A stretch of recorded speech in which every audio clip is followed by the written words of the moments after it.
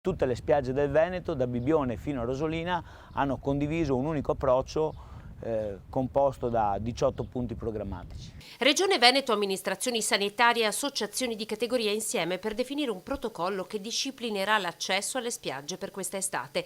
Parola d'ordine: vietato improvvisare.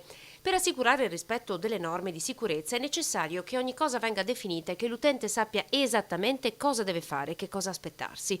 Le spiagge venete si preparano così ad un'estate che non sarà come le altre, ma che per sopravvivere deve necessariamente darsi delle regole. Abbiamo ovviamente ripensato una distribuzione degli spazi per favorire al meglio il distanziamento sociale e quindi un nuovo concept delle nostre spiagge. Ci siamo interrogati sul tema della sanificazione, introducendo importanti proposte da questo punto di vista, e soprattutto il monitoraggio degli accessi attraverso le forme di prenotazione che saranno inevitabili per contingentare la fruibilità e gli accessi alle spiagge venete. 18 punti condivisi con le 3 US di riferimento. I servizi igienici, ad esempio, saranno sanificati e presidiati. Le prenotazioni soltanto online.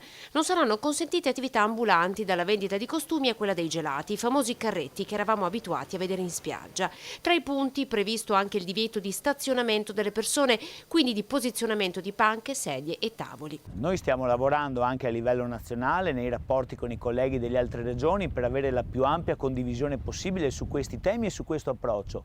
In questo modo crediamo che sarà più semplice avere la disponibilità da parte anche del governo centrale per far valere il peso della nostra regione su quella che sarà la formazione del protocollo sanitario che disciplinerà l'apertura delle spiagge durante la prossima estate. Se queste sono le condizioni per riaprire, Union Mare non si è fatto trovare impreparato. I lavori di manutenzione delle spiagge sono già iniziati e appena sarà consentito, promette la categoria, saranno posizionati gli ombrelloni, ovviamente a debita distanza, gli uni dagli altri.